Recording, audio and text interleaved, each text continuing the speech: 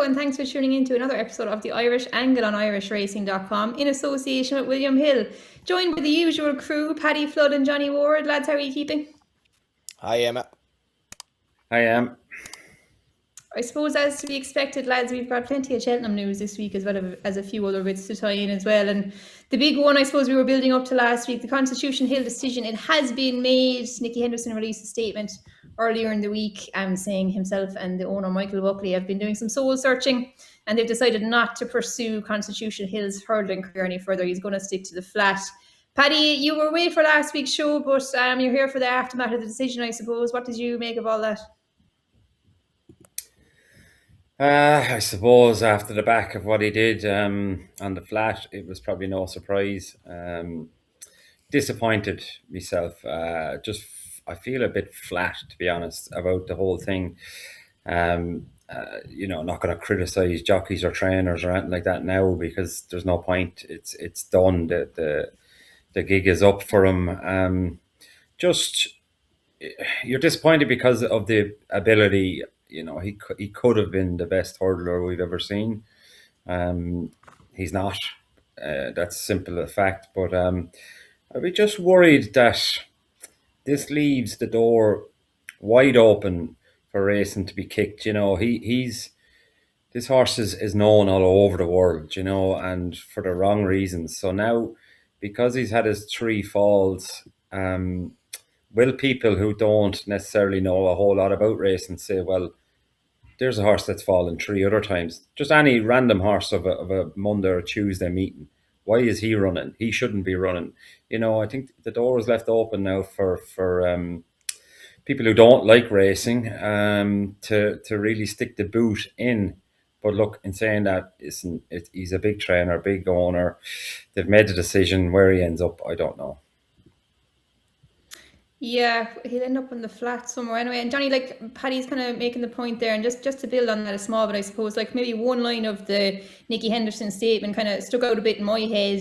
That was, I believe British horse racing and we are very aware of the public perception and the possible consequences of running over hurdles. And I feel it's not fair to ask him and Nico to do it again. Look, Paddy kind of started a point there, you know, is that maybe a worry for National Hunt Racing going forward? Like, will this raise questions about other horses? Are they, you know, should they be running over jumps after a number of falls and things like that? Sure, I mean, like at this stage, you know, don't cross the street in case a car runs you down. Don't get on a plane unless it crashes.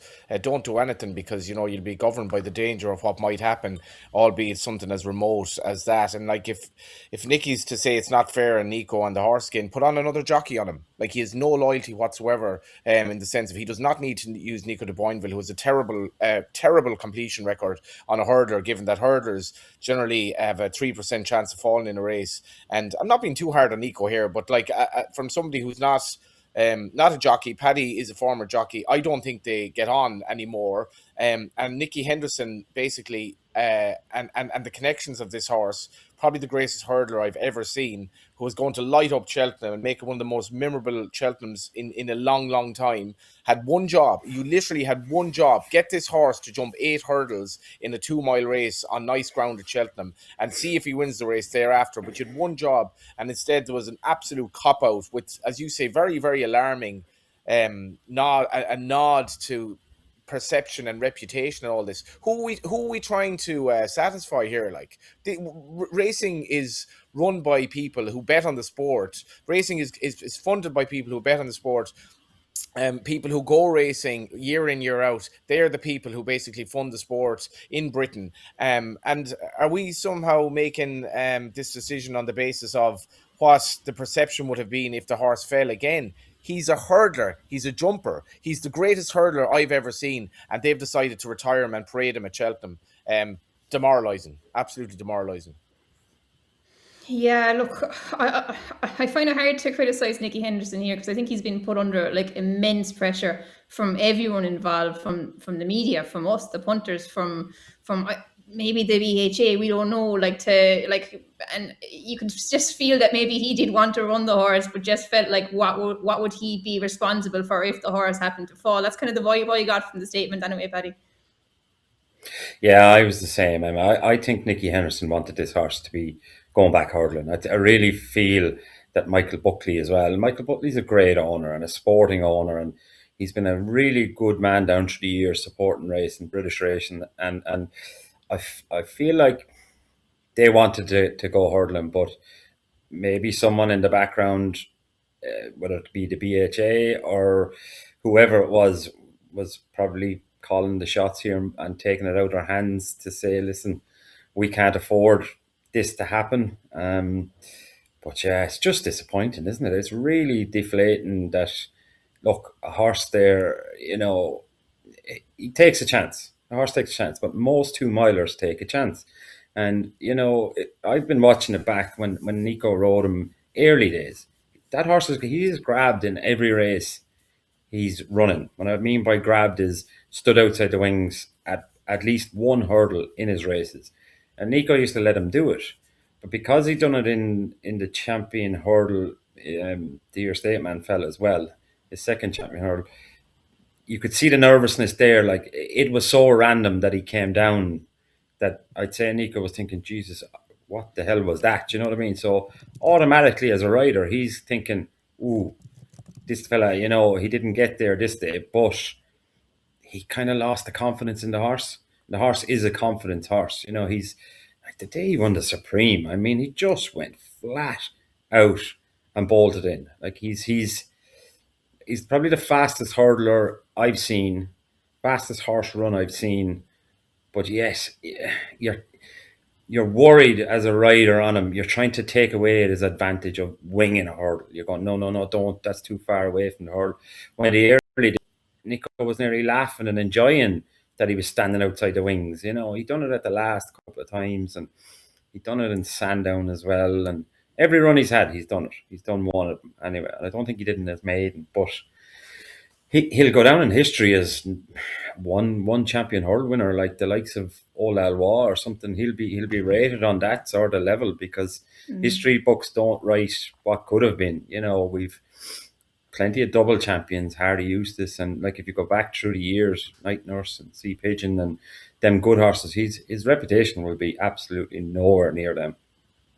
And I don't know any of the characters involved here. I don't know any of the characters involved, and I don't want to slag Nicky Henderson, given what the human species, the print that we've left on this world in terms of the other animals. Like, I don't want to slag somebody for doing something.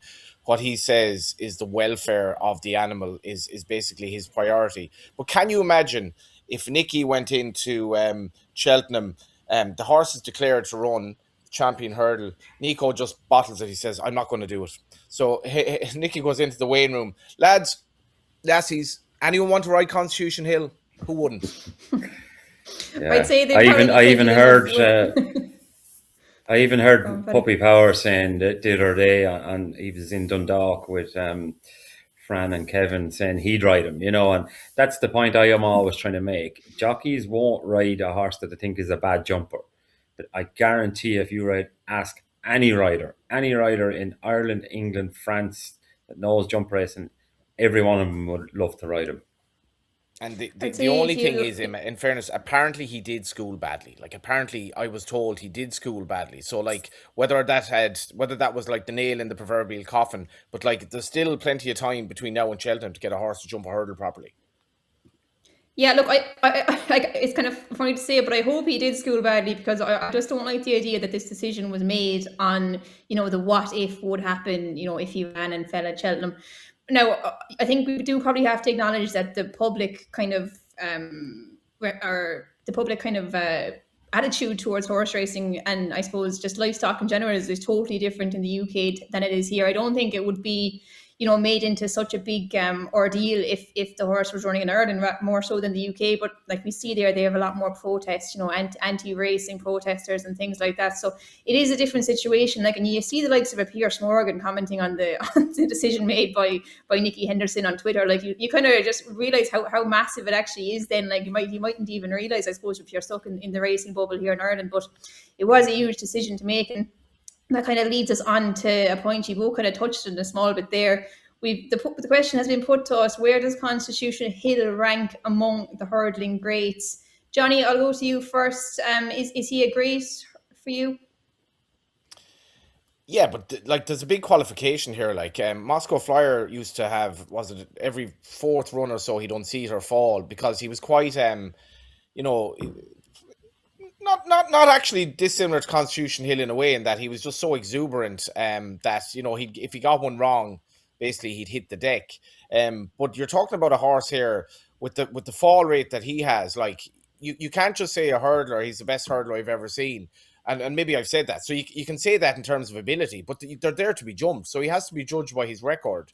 And as much as you can say Nico de Boinville and himself, the axis has kind of stopped working in a way, it's still, you know, beholden on a horse to basically jump a hurdle. And Constitution Hill's completion rate is so bad that he can't be considered the best hurdler because he's had too many falls at this stage. So you can't, like, if you kept back in Constitution Hill, you're practically broke at this stage because of the falls he's had and the prices he's gone off. In terms of ability, what he did on the flat, allied to his win in the Supreme and his best hurdles form, I'd say he's the most talented hurdler I've ever seen. But he can't be considered a great given his fall rate, if that makes sense. Yeah, I posted something similar on Twitter a few months ago, and I got absolutely slated. But to be honest, I still stand behind my opinion. Look, like you said, he could have been the greatest hurdler of all time, but for me, he just wasn't, because he didn't show up enough, and ultimately he only won one champion hurdle. I was actually in Cheltenham when he won the Supreme, and it was breathtaking. But for me, like, the greatest horses, like the Hurricane Flies, like Sprinter Sacras, they come back time and time again. They overcome, they regain their titles as being the best. And you just have like huge memories of them on the race course. Like, we had a saying when I was in school: "You live, you die, and Hurricane Fly." Like, whenever he was running, you could back him, and he's probably going to win. Like, he was a certainty, and like even kids in school were talking about him. Maybe they talk about Constitution Hill as well, but like, how many times have we seen him across his career? There was talks of him coming to Punchestown a few times, never transpired, or he just came once, but there was talks of him coming to take on Honeysuckle there when he was kind of, I suppose, at the peak of his powers. He's obviously a horse who has had huge problems, so that probably has made it more difficult for him as well. Like, he hasn't been right for a few of these races, but it does take away from his legacy a bit for me. Paddy, you were kind of touching on the same as yourself. Yeah, look, he's I've no doubt in the horse abilities, and like why we're saying all this is that we're racing fans at the end of the day, and we're always waiting for that next superstar, and here he is, he was the next superstar. So everything about it, you're just going, oh geez, I wish we could just see him again and do what he did in the champion hurdle and do what he did in the Supreme. And it's the racing fan in me that wants to see him on a race course jumping, in a champion hurdle and winning on the bridle and saluting the crowd and the crowd going mental in Cheltenham. That's the ideal. But listen, he's not in the top. Break it down, he's probably not in the top 8 of champion hurdlers, really. A bit like Nicky used to have what, See You Then. He was raced very sparely as well back in the days, but he turned up, and he got a couple of champion hurdles. And you have your Annie Powers, your Faughines. They're going to go down the history books as better horses because they turned up and they ran their races. Probably Stateman will probably be regarded as a better horse than him too, but we know he blows him out of water when they meet. But into the history books, it'll only be in print that what he's won and what he hasn't won, and it'll be going down as 3 falls and a flat horse then. And Emma, the mad thing about, like, Hurricane Fly, right, was by Monju out of an Italian 7.5 furlong winner, a half brother to a 2-year-old winner, and a winner in Italy. Like, the family by and large was bang average, like a load of horses who never won a race in it. And he, as I say, like Monju, like who of so much ability, but loads of his horses quirky, including Hurricane Fly. He was one of the most straightforward hurdlers you'd ever see. Now, I've absolutely no doubt in my mind whatsoever, if you had a match race between them, Constitution Hill would laugh at Hurricane Fly, but then he could fall. Yeah, like, I don't know, would he laugh at him now, to be fair, Johnny, but like, just these horses, they show up time and time again. And like, I know Constitution Hill has put in some huge performances, but you can put in a few huge performances, but you have to keep going back and doing it time and time again. Like Hurricane Fly won more races than Constitution Hill ran in. Won more Grade 1s than Constitution Hill ran in. Like it's chalk and cheese for me. Look, brilliant horse. I wish he was going to Cheltenham, because I think it would bring the absolute house down if he won it. It would be one of those great Cheltenham moments that you could put up there, and then he would be a great, no doubt about it. He'd probably could be the greatest if he won it. But look, maybe he'd be the greatest fat horse of all time. I honestly, Emma, since the Champion Hurdle, I don't know what year it was, and I don't want to feel even worse about my middle age at this stage. But like, I never looked forward to a race like Brave Inca, Archibald, and Hardy Uses. I never looked forward to a race before it or since. And this would be right up there if Constitution Hill ran. And I'd no bet in the race. I've hardly had a bet for Cheltenham. I'm buzzing at the thought of it, just to see like a horse that, like, when Archibald would win a fight in fifth, I just get a buzz like no other, because he was my favourite racehorse. He was no Constitution Hill. And if to see like Nico punching the air as he wins, and we'll never know. We'll never know is right, but lads, look, it is a cracking festival regardless. There's plenty of really exciting clashes, and we'll move on to a few of the other ones there. A few bits of news there trickling throughout the week. I know The Way You're Thinking has been supported for the Gold Cup. I think he's down as low as 7-1 for that now. Apparently working well at home. Paddy, can you see it? The turnaround in form? Jesus, if he's working well at home now, how was his work before his other 3 runs of the year? You know, it must have been fairly bad. Jesus, what can you say about it? Like, if this fella turns up and wins the Gold Cup, what are we going to do? You know, because everyone will just scratch their head and look at each other and say, what's happened there? You know, like, on any evidence of anything, he shouldn't be 7-1. He should be 20-1. Really, you know, if we're going on anything like we always go on, form, your eye, visual, watching a racehorse jump, watching a racehorse finish his race out. And I mean, he's done none. He's done none of that. He hasn't jumped well. He hasn't finished well. He fell at the last day. From to be 7-1, like, why? Where has that come out? Yeah, like, Johnny, you're probably one of his biggest supporters, but like, last 3 runs, 5th beaten 52 lengths, 9th beaten 41 lengths. In the Irish Gold Cup, pushed along, no oppression, 3 out, ridden and no extra, fell at the last. He's now 7-1. Like, put into context, last year's winner, or winner from 2 years ago, Galopin Des Champs, who ran quite well, I thought, the last day. Maybe not to his best effect. He's only 13-2. Like, it would be some turnaround of form if he was to come back and win this. Yeah, I was at a preview night last week. O'Driscoll's Whiskey actually were the backers of it, and there was a good panel now. And Busty was there, Busty Am, and David Casey, Kevin O'Ryan, Jane Mangan, and just to, you know, people can take preview nights whatever way they want, but I actually think when you have people like Busty and David Casey there, they'll be more revealing than the trainer.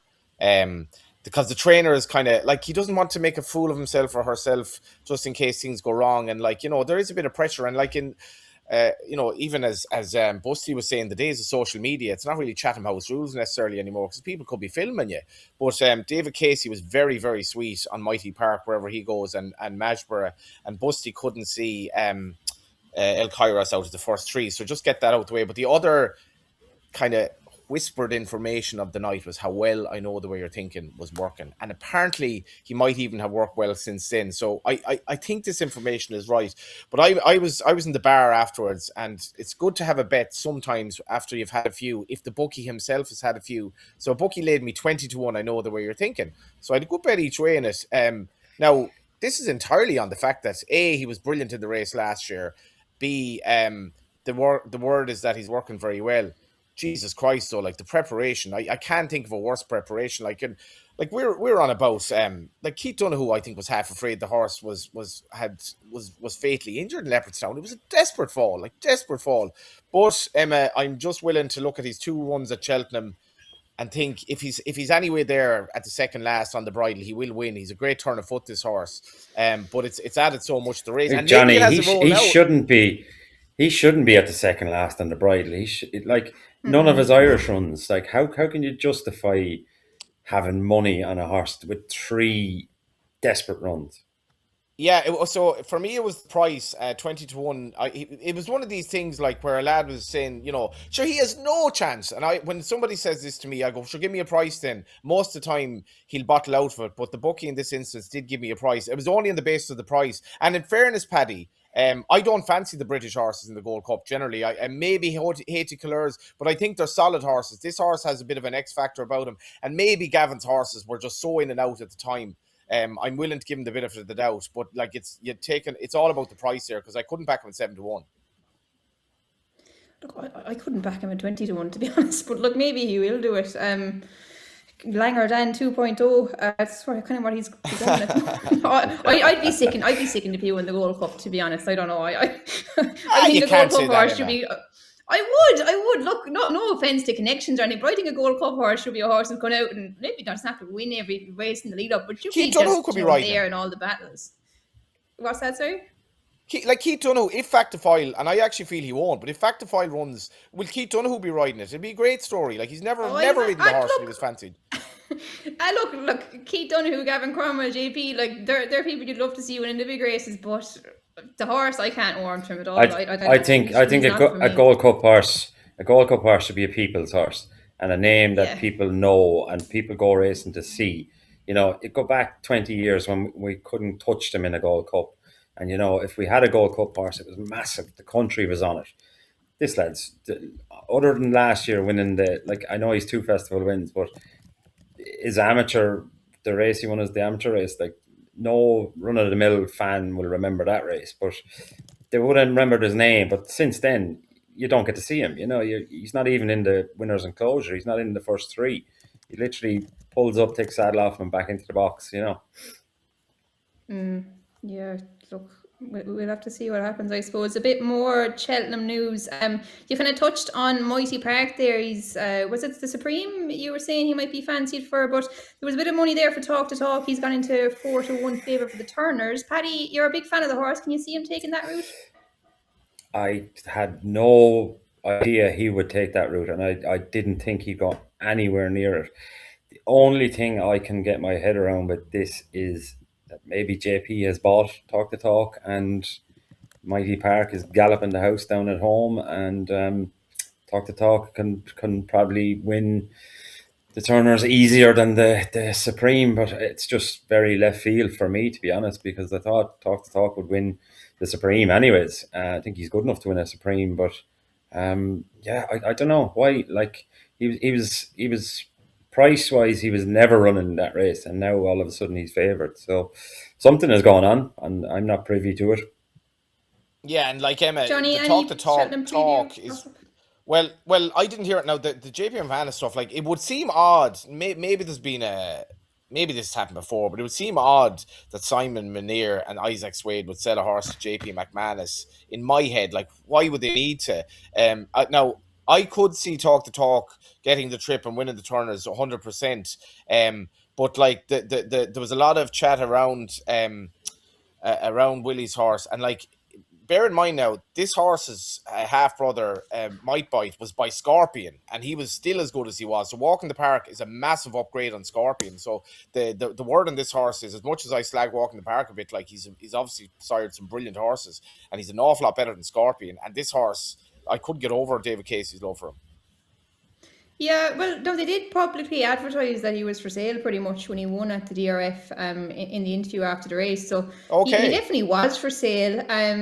Now, look, normally when JP buys a horse, it's confirmed fairly quickly. Like, there's kind of rumours floating around for a long time. So definitely nothing confirmed on that. So we'll just, again, another one we'll have to wait and see for a bit more Cheltenham news.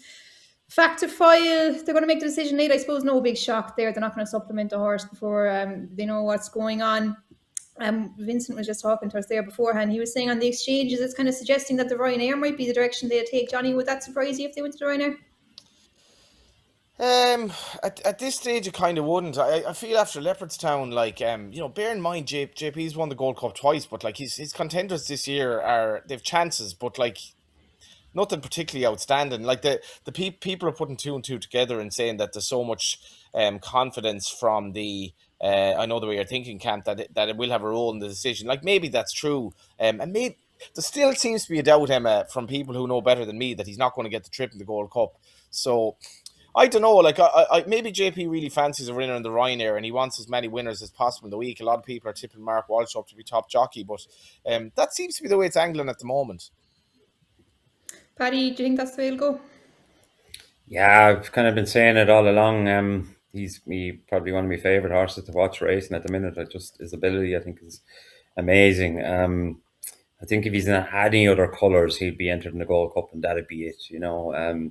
But they have horses for races there. I think he can win the Ryanair and win it easy. You know, I can see him winning it the way he won it last year. You know, just cruising down there to the second last and Mark give him a kick in the belly, and away he'll go. So I suppose with Willie's form in saying they'll go where they can win, all directions would lead Ryanair, you know, that sort of way. And listen, if there is the Gavin Cromwell camp are happy with their lads, I know the way you're thinking, it'd make sense then to kind of keep them apart, and hopefully Factifile next year would be his Gold Cup horse again. And I suppose you still in the back of your mind worry about that, the 3.25 miles, you know. I think you take a good ride to get him to stay, you know. But what we saw in Leopardstown was hugely helpful, that Mark had put him in a competitive position, and he didn't over race and he didn't do anything silly.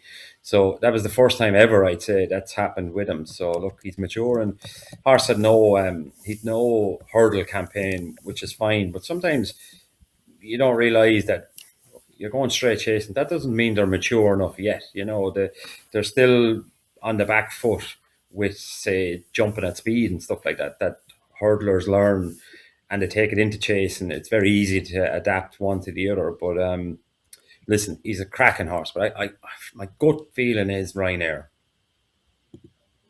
I hope so. I want to see Gaelic Warrior in that Gold Cup. And I think Willie said he's going to split the two of them, so one of them is definitely going to end up there by the sounds of it. One more little bit of Cheltenham news there. Colin Keane booked to ride in the Champion Bumper. I suppose it's something we used to see maybe a little bit more of, Paddy, back in the day. Flat jockeys riding in the Champion Bumper. I think Jamie Spencer might be the last one to win it back in 2002. But Colin Keane booked to ride the Mourne Rambler. It'd be an eye catcher. Yeah, definitely an eye catcher, and it's brilliant. You know, that good of a rider, a champion on the flat, and he'll be buzzing more than anybody to be riding this horse. You know, and it just shows you the lure of Cheltenham. Like Colin would have grown up with his dad. You know, dad predominantly trained jump horses, and I'm sure, like the rest of us, it would have been a stable in the household to sit down and watch Cheltenham. So, yeah, listen, if I had a horse there and he was in a bumper, and there was, you not saying you'd be stuck for a rider, but geez, you wouldn't mind have Colin Keane on his back, would you? No, I suppose we saw Billy Lee in Cheltenham at the November meeting last year and Shullin. Like they're fairly effective in those bumpers, Johnny. I'd say you wouldn't mind having Colin Keane up in there. Yeah, I'm kind of not sure about, you know, it's happened so little. I'm sure there are plenty of people out there who are like, you should use a National Hunt jockey with all the, you know, the lead that Colin will have to use. But at the same time, this is fascinating. Like, and I actually got into Cheltenham. The first horse ever back to Cheltenham was Back in Front, and so I missed the Back in Front Pizarro bumper. But I remember like watching Back in Front winning at Limerick, and then I watched Cheltenham that year for the first time. But Jamie Spencer obviously comes to mind, and it's just another fascinating aspect to the race. Like, I'm not mad on bumpers, I'm not mad on the Champion Bumper, but I'd love to see Colin ride a winner at Cheltenham himself, and you know, Jerry Keane are just two of the good guys in racing. You know Back in Front very well yourself, Paddy. Yeah. Believe it or not, I won a beginners on Back in Front, and I went to Cheltenham. I can't remember what race it was, and the old second last down the hill winged it and then sprawled at the back of it, and I went out over his head. So thanks for that memory, Johnny and Emma. That's great. Brighten up my Monday. Life has come full circle now. You inspired Johnny to get into racing on Back in Front. Now you're on the podcast together. So it's like fate, I suppose. But it was Storm and Norman actually who was riding him in those days, I think. But we won't say anything about that. Well, Norman was a little bit better than me now, to be honest. Jeez, you weren't bad now, Paddy. It'd be interesting to see how Josh gets on, and hopefully Josh picks up a few nice rides at Cheltenham. But I was a massive fan of his dad. Yeah, me too. I love He looks pretty good as Norman well. as a rider. Yeah, I'd say Josh could be on the way up as well. He's linked with Gordon now as well, who gives those young lads good He's a good lad, opportunities as Josh. well when they're Really, playing. Yeah. really, really nice fella too. Grounded, and you'd expect nothing else from Norman, but really, really sound lad, and you'd love to see him do well. Yeah, keep the name going. Fingers crossed. He turned pro, I think, was it the Tri-Town meeting or started the year anyway? Or, not too long, but you'd imagine he'll have a good year. But we'll move on, lads, from Cheltenham. A few IHRB bits and pieces. Darragh O'Loughlin was actually interviewed in the Irish Field this week by Mark Costello. It's well worth to read if you're listening. And one part of that which could kind of catch your eye was just the kind of question that was put to Darragh in relation to the delay in the IHRB dealing with cases, I suppose, and that was kind of highlighted in the last week when a few referrals were published relating to horses being disqualified over drug tests. Two of those appeals were dated back to October 2024. One of them October 2025. One of them, I suppose, kind of eye-catching, Art of Unity. A horse who was suspended from 2 races a year apart from each other while in the care of 2 different trainers.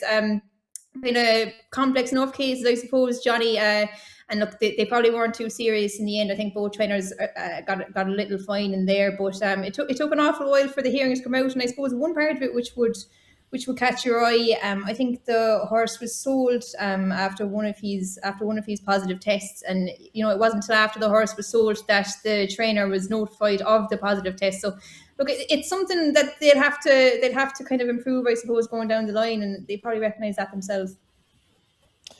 Yeah, like we've had we've had a few high profile deaths like since this case was in racing among the training ranks. Since this case, it's that long ago. Like we've had plenty of people who, through the passage of time, have passed on. Darragh O'Loughlin in the great piece in the Irish Field, Leo Powell did. He basically said, without being glib, they take so long because that's how long they have been taking us.